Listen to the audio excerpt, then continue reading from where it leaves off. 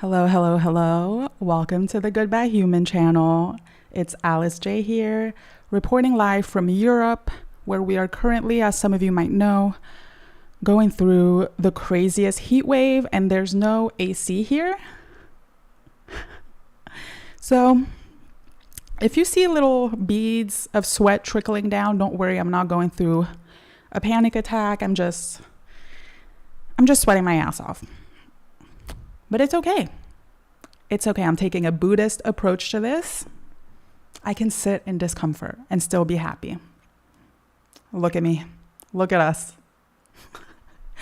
Today I want to talk about, let me see if I can do this. Yes, slice of life. Because I really realized recently just how valuable slice of life is, just how much wisdom is concentrated in slice of life. Not only anime, but any type of slice of life content. And I realized that if you like slice of life, if you enjoy watching slice of life, if you're a slice of life fan, you're going to be just fine. Like the late great Bob Marley said, everything's going to be all right. And we're going to see why. So the thing that made me want to do a whole video about this is that last week I binge watched this anime. The trailer was just popped up on my YouTube FYP. And when I saw the image plus the title in English, it's Smoking Behind the Supermarket with You. It kind of looks like it's a direct translation from the little Japanese that I know of the Japanese title. And let me tell you, the slice of life was so good that I binged it in 2 days.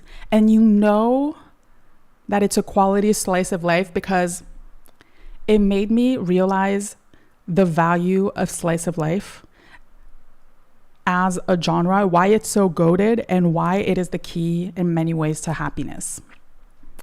So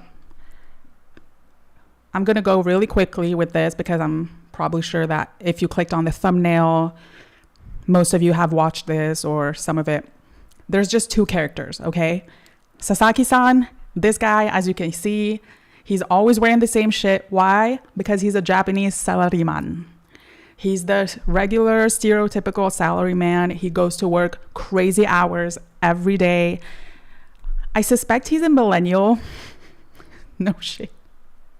The way he gets treated, basically, he's so nice. Like, he's the nicest guy ever. Super naive, to the point of being a little bit of a dum-dum. You'll see why. Like, I don't mean that in a mean way.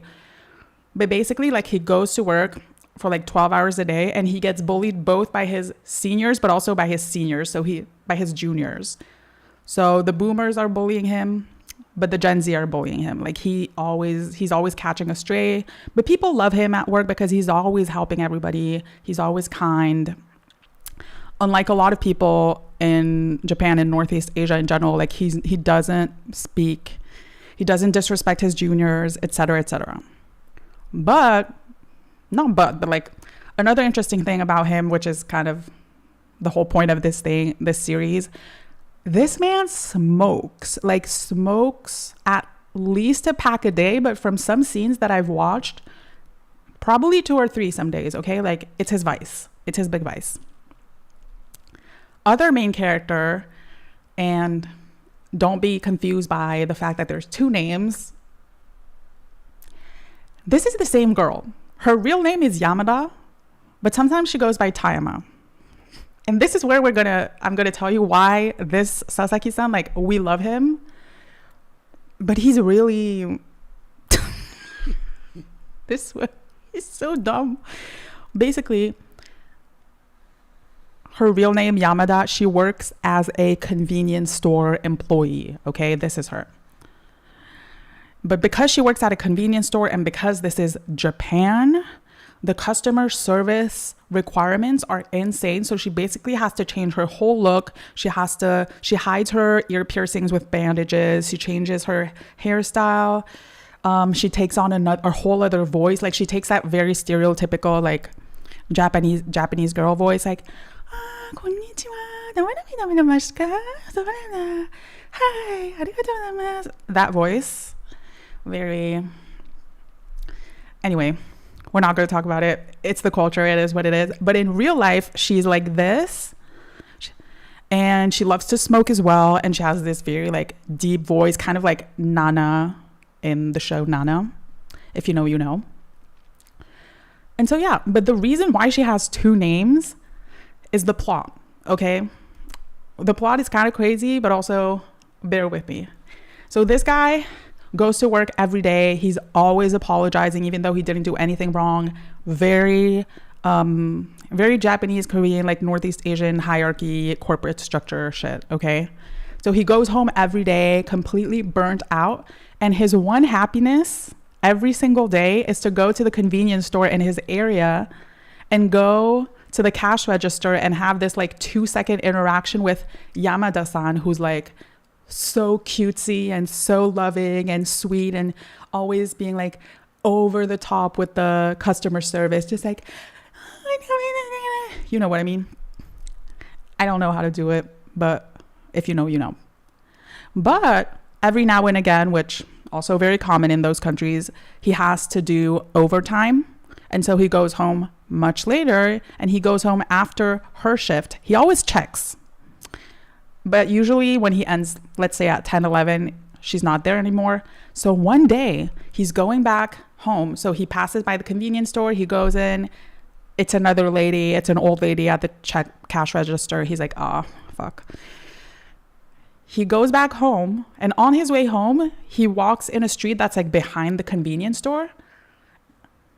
And what is he thinking? Again, this man smokes as like a chimney. He's like, fuck, I really want to smoke a cigarette like right now. But there's no, in Japan, they're really strict about that. There's no dedicated space. Ugh, so annoying, blah, blah, blah. But as he walks behind the store, he hears like, psst, hey, hey. And there's a little hand here. Someone's calling him. And it's this girl.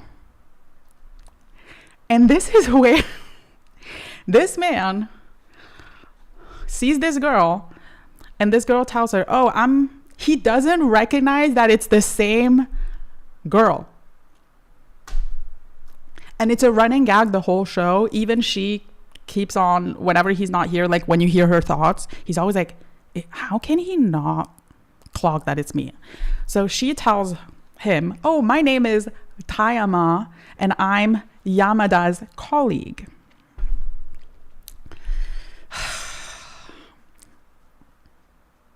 He's so dumb, but we love him. We love him. So, where was I? Yeah.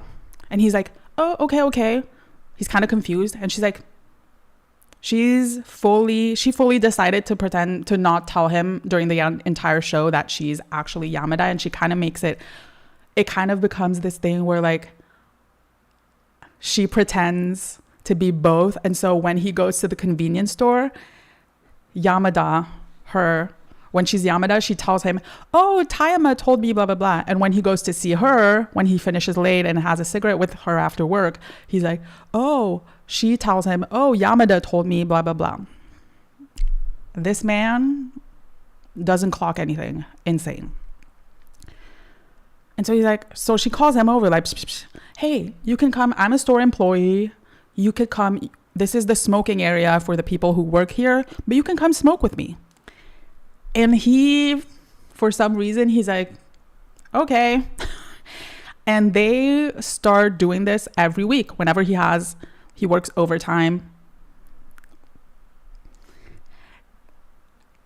That's the only non-realistic, one of the most unrealistic things. It's that he doesn't clock the fact that, oh, every time I work overtime, Yamada's not here, but Tayama's behind smoking, waiting for me, yada, yada. But anyway, they become smoking friends. And so every week they smoke and they have like cute little conversations behind the supermarket. Okay.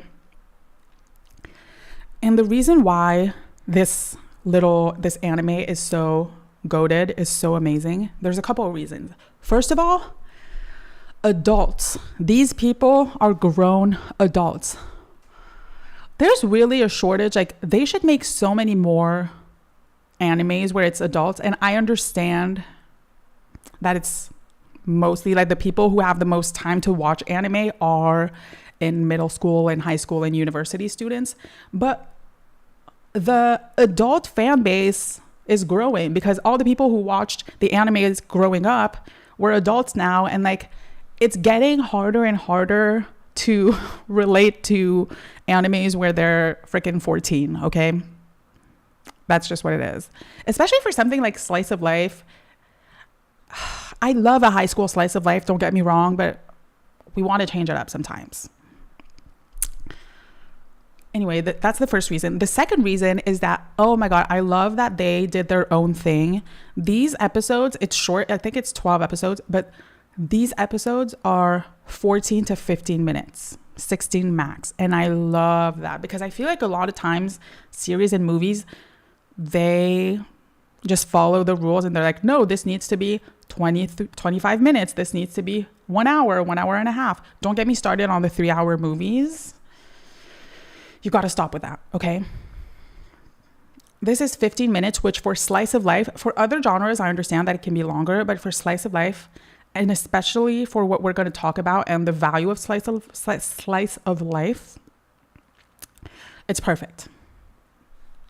The third reason is the main reason why this anime is so perfect, and it's in the very title, Smoking Behind the Supermarket with You. That's it. The whole point of this show is to show you how a little moment of solace, a little moment of relief, that moment, that 5% of your life every day can truly make up for the 95% that is quite hard and demanding and uncomfortable. Spoilers.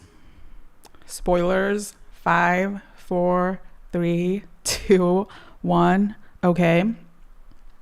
In the last episode or second to last episode, there's this thing where basically once a year at his job, Sasaki-san's job, they need to do a health screening. I think that's the case for a lot of companies. He does a health screening and he gets a call saying that they just found some worrying stuff. They need to do another checkup. They need to do more stuff because there might be stuff that's pretty worrisome. And he immediately thinks that it has to do with the smoking. Obviously, he smokes like 1 to 3 packs a day. Nobody's surprised here. And so during this whole episode, he's kind of like, he goes to see her once and he doesn't even have a cigarette, and he tells her about that. He's like, yeah, I think I might have like a really like bad health problem, blah, blah, blah. And I might have to like stop smoking. Oh, sorry. I might have to stop smoking with you. And you kind of get heartbroken because you're like, oh, the thing is, these two have the type of relationship that I think a lot of people would benefit from. And it made me fantasize about this type of relationship, this anime, where it's like two strangers. Like he's a 40-something salary man. She's just like a 20-something convenience worker. If it wasn't for the cigarette, they would never meet. But it's just two strangers spending like 15 minutes together a couple times a week. And that's the beauty of it. But if they don't have the cigarette, they're not that close yet to see each other outside of this context, okay? Also, I don't think he even has time for that, honestly, when you see how he works. But by the end of that episode, and it's done beautifully in a very like anime slice of life way, if you know, you know, he gets a call saying, oh, we're so sorry. We actually like made a mistake and your health is amazing, which not really realistic given his lifestyle. Anyway, he gets off the phone and he gets that phone call while he's not smoking. While he's with her, while she's smoking, he's watching her smoke. And he shares that with her. He's so relieved, but instead of being relieved because he doesn't have cancer or whatever, he says, oh, I can still smoke with you. I'm so relieved. And she's even taken aback by that. And that's why I added the quote that you see in a lot of things on social media. I almost forgot that this is the whole point. Like, this is the point of life. And that is what Slice of Life tells you and shows you so beautifully. So I found a couple of philosophers that explain that much better than I ever could. The first one being Schopenhauer. So he did this whole, some of his work goes in depth into the fact that humans were really good at focusing on pain, but we're really bad at noticing pleasure and the absence of pain, right? And he does explain, like, a lot of us were told and taught that there's evolutionary explanations for that, because in the wild you wouldn't survive unless you were very good at noticing danger. But then he goes on to explain, I found this, by the way, in an article, I'll put it in the description box below, written by Sam Wolf. He explains that basically the human state is a pendulum between boredom and pain, as you can see here. And for a brief moment in between the two, you get joy. For instance, you're in pain. What kind of pain could it be? Even the pain, quote unquote, from, even the pain from hunger. Let's say you're really hungry. The relief from that pain will be the joy. On the other side, if you stay into joy too long, that's like people who are, I don't know if you've been unemployed without any projects for a while, or even, when you were younger at school and you had the summer holidays that were 2 months. The first couple of weeks, you are having the time of your life.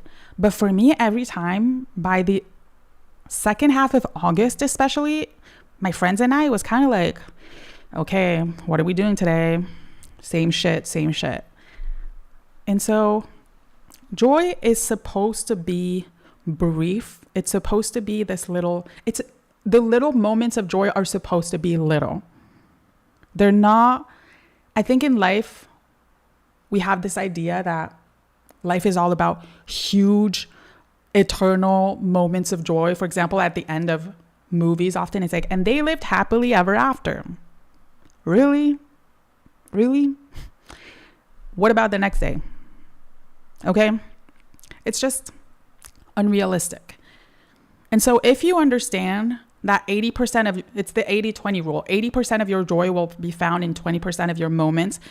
It sounds horrible, but once you learn to extract 80% from the 20%, you're going to win in life. And Slice of Life is truly so helpful and valuable for that. The second thing, I would really like to give my flowers to Slice of Life and the Slice of Life creators, because sometimes some people might think that Slice of Life is boring. I know people in my life, it's the type of people who can never rest. Like, they always have to be doing intense shit. It's like work hard, play hard. But there is immense value in Slice of Life. And I would go as far as to say that Slice of Life creators, we can apparent them to the modern and productive philosophers. And here I want to use two pieces of work from one of my favorite philosophers, Hannah Arendt, the German-American philosopher, who talked about, who kind of called out the ancient and classical unproductive philosophers, if you will. I was told for university, I studied law and politics after high school. And in one of my politics classes, I was told to read both a couple of chapters of The Human Condition. This is a book. And also an essay called The Philosophy and Politics by her. And this, even though I read that, like, this was my introduction to her. And then every time I had to read Hannah Arendt, I was just blown away because, and it goes with what I'm going to talk about her today. She's so pragmatic. Like, yes, she's a philosopher, but she's very anchored in reality. And wait, should I say here? No, let's start here. No, let's stay here. I'm going to read to you two passages that I selected. And you know the saying, people don't remember what you say and what you do exactly, but they remember how you made them feel. I think this is why even 10 years later, as I was thinking about how I'm going to make this video, these two texts popped up as if I had read them yesterday. Because what I loved about Hannah Arendt is that I could never do that myself, but I truly have such a big admiration and respect and gratitude for people who are able to call out and kind of make fun and just criticize something or people tastefully and in such an eloquent manner. It is so satisfying. And so in The Human Condition, she talks about how Socrates, Plato, all these philosophers, they kind of separated contemplation and action. And they were saying that, philosophers, and within contemplation, they were saying that there was like almost a hierarchy where philosophers couldn't really help out with the everyday stuff that we had to take care of, the polis, the political activities, the day-to-day things, because they were too occupied with the cosmos and just contemplation and thinking. And if they were to try to participate into the daily things, it would just distract them from their endeavors. And she kind of called that out. But she does so, I love how she speaks, how she writes. Here, she's kind of just like enunciating their argument, but as she enunciates it, you realize how nonsensical and kind of ridiculous it is, you know? The primacy of contemplation over activity and action rests on the conviction that no work of human hands can equal in beauty and truth the physical cosmos, which swings itself in changeless eternity without any interference or assistance from outside, from man or God. This eternity discloses itself to mortal eyes only when all human movements and activities are at perfect rest. Okay? This is exactly what she's saying. She's like, so for you to be like the most enlightened philosopher ever, you would have to completely stop any of your human activities. Later in the text, she even she even kind of makes a joke, if you will, where she's saying that, even Socrates, the reason why Socrates didn't write down any of his ideas, and it's actually Plato and his disciples who wrote down everything, is because even the mere act of taking a pen and actually like writing down his ideas, it's too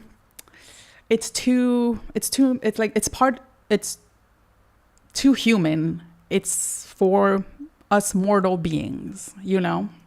And it would truly distract him from and prevent him from being truly connected to the cosmos and the eternal.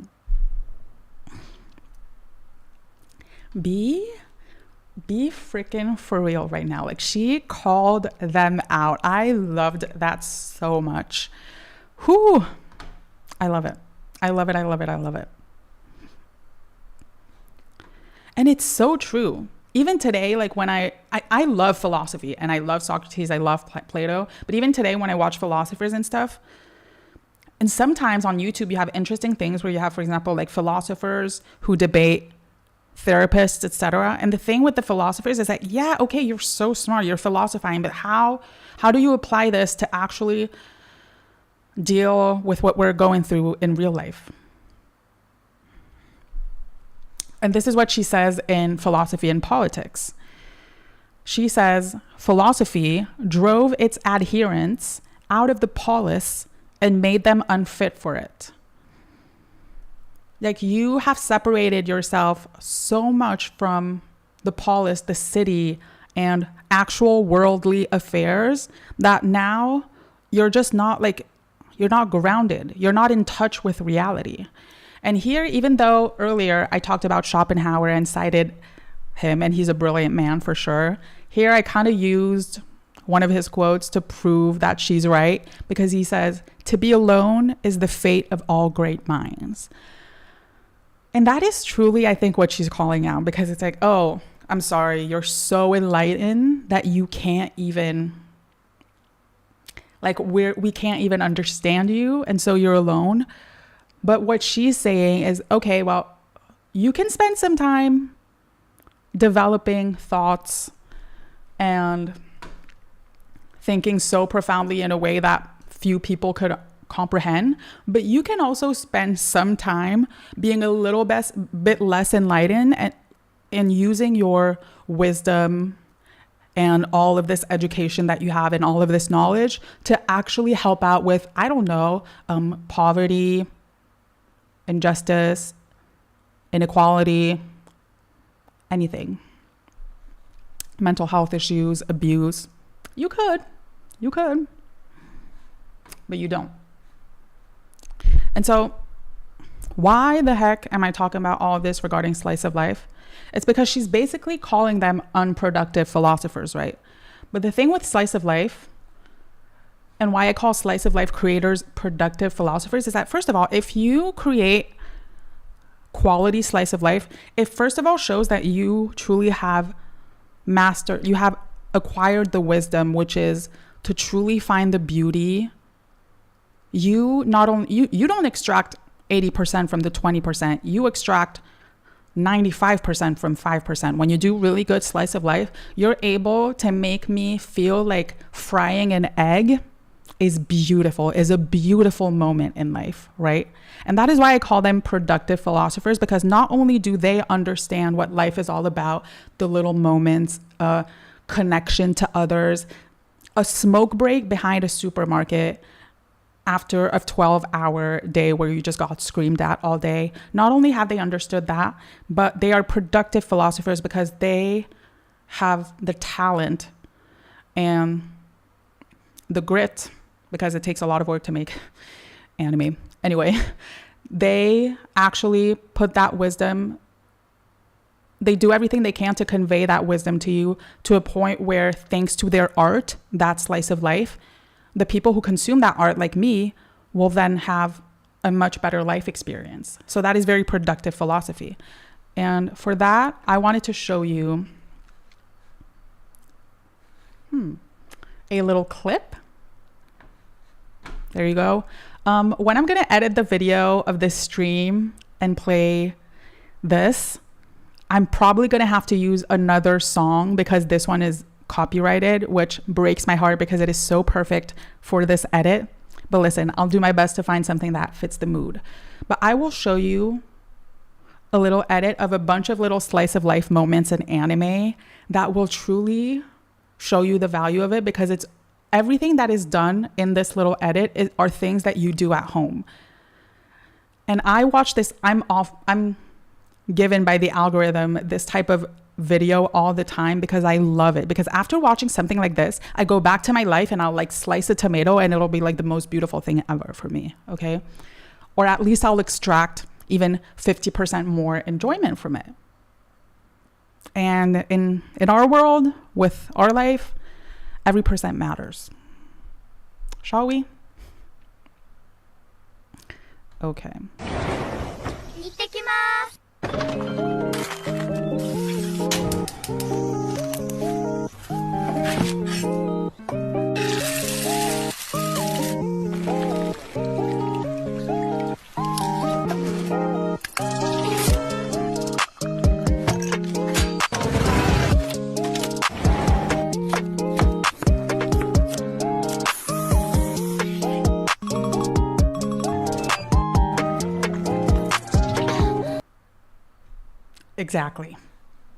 Exactly.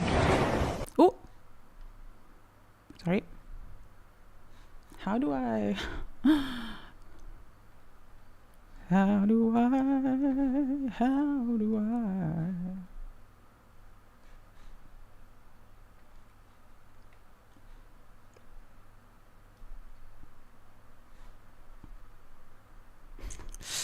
just a moment, please.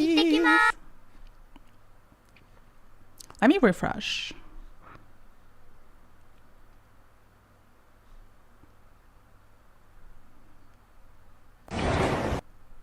Okay.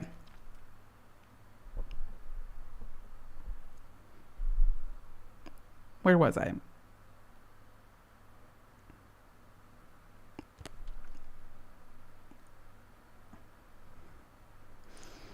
My train of thought. Just a second, please. Let me do a water break because I'm sweating.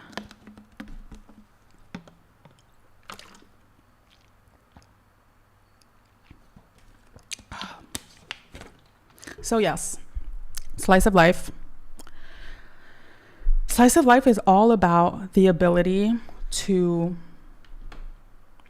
find the slice of life is about the ability to find the extraordinary in the ordinary. And truly, as I get older and as I understand this, I really try to apply it and create. You have to intentionally tell yourself that it's going to be one of those moments. For example, and that's why I was telling you I could go to bed every night looking forward to the next day and going to bed and feeling like my day was useful and satisfying, and I'm grateful to have been alive that day, because no matter how annoying, like my hormones, the heat, bad things that are happening, just like any type of bad things, I create in my head, I'm like, oh well, I'm gonna have like breakfast where I'm gonna like romanticize the heck out of it. I'm gonna put like music, I'm gonna use my favorite plate, I'm gonna use my favorite like peanut butter, etc., etc. So I'm gonna look forward to that.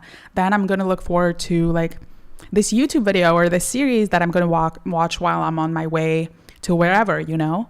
And then I'm gonna go by this little park at the end of the day where I'm just gonna watch like the leaves flowing in the wind, etc., etc. Or, oh, I'm meeting my friends today. Oh, I'm so excited. Like I'm going to laugh with them. And that's going to be so amazing. You have to master the craft of pulling out the 80% from the 20%.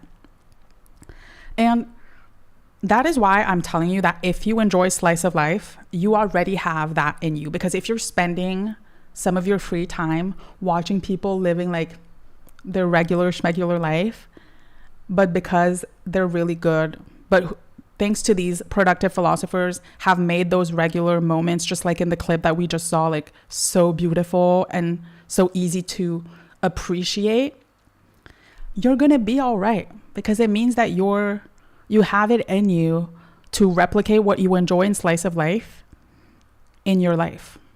If you watch slice of life, it means that you are a lover of life. That's all there is to it. It's just like that. And here I wanted to give you some examples. Obviously, when we think slice of life, a lot of people think anime, especially if you clicked on this video, because I think I'll probably put it in the thumbnail. But the OG slice of life, when I think about it, that uses adults, again, there's not enough. Please make more. Please, pretty please, is wotakoi. Love is hard for otaku. This is slice of life gold. Truly, nothing's happening, but I could watch this over and over, and I already have like 3 times. It's filled with little moments that feel like big moments. Another big one, obviously, Ghibli. Now, I know that the majority of Ghibli movies fall also under the umbrella of fantastical. I don't really know, because there's kind of like science fiction type things that don't really happen in real life, and spirits and other worlds, etc. But people who love Ghibli, and I'm a big lover of Ghibli, always have been, it's because at least half of the movies are slice of life moments. Like, for example, this moment, even little moments out of cooking. But I took this moment because this one is one of my favorite ones. I even like look it up on YouTube every now and again. Just this boy that goes here on this little like tower thing and plays a little song in the trumpet, and you see the birds flying. And you watch that, I swear to God, go look it up. It's from the movie Castle in the Sky, Trumpet. There's no way your cortisol doesn't drop by 30% once you watch that. And that's the magic of slice of life. Also, if you kind of want to take a break, or if you feel like you've watched all the good slice of life, there's also a bunch of slice of life that's just not anime. The masterpiece, the biggest slice, the most successful slice of life, in my opinion, I mean, it's objectively successful. Everybody loves this, but that's just a masterclass in what the art of slice of life is Reply 1988. It's a Korean drama, slice of life drama, and it follows this neighborhood where there's like 4 or 5 families living there, and they're pretty like poor and stuff. And it's just their everyday life where the kids go to school, the men go to their like office jobs often, and the women are just like at home, cooking, cleaning, making kimchi, taking care of the kids, like the affairs of the house. And it's every episode, if I'm not mistaken, I watched it a while ago. I want to watch it again, but it's like an hour 30 per episode. And for some reason, everybody that watched it, and me included, we watched it no problem, didn't get bored. And it's so crazy because there's so many other series that have like a lot more complex plots and a lot more actions where I'm not able to focus. And it's because the creators of this series are truly productive philosophers. They're wise men and wise women. Like, they have attained sagehood, in my opinion, because the ability to do 1 hour 30 episodes where it's just a family, a modest family living their life, and making me feel so immersed in it and enjoying it, and to the point where I envy them, even though their life is hard. And again, once I watch that, I'll go out in my life and truly appreciate the things that they're doing, just like watching a sunset together, having a laugh over a meal with someone. I'll appreciate it 10 times more. Same with Gilmore Girls. On Pinterest, there's a lot of these, when I typed Gilmore Girls, there's a lot of these images and collages that prove my point, which is that here you don't even see the characters. And in a lot of these collages, you don't even see the characters, which really proves that it's a slice of life, because it's all about the vibe. And I have friends who love Gilmore Girls to the point where they watch it every year. And it's because, yeah, it makes you feel cozy. It makes you want to just have a cup of tea, a cup of coffee, and some pumpkin pie, and enjoy it and help it. And for that little cup of tea and that laughter with your family member to just make your day. And that's the beauty of it. That's the beauty of slice of life.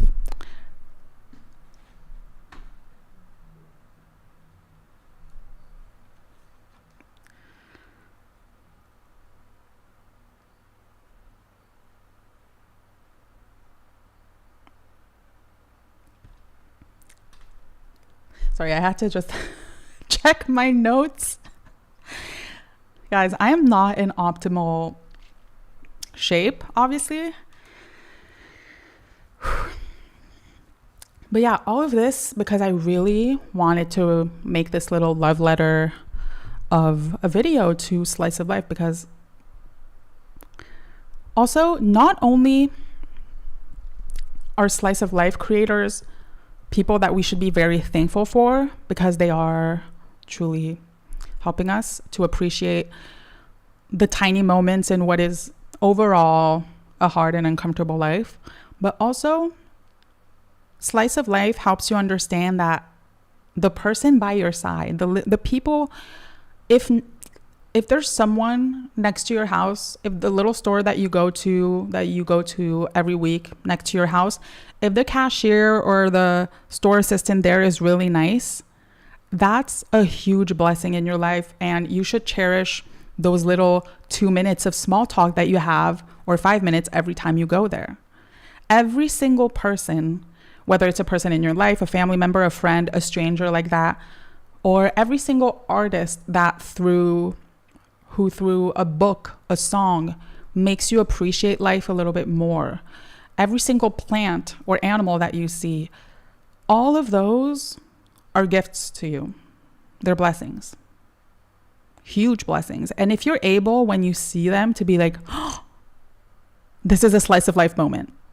This is a slice of life moment. You will be just fine. And truly, the beauty of it is that you are in complete control.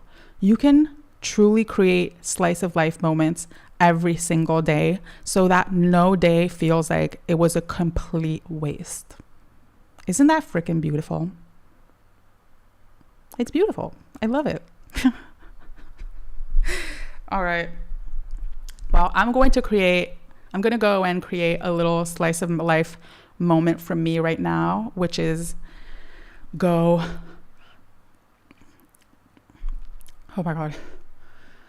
just like splash some cold water on myself because I'm starting to get dizzy.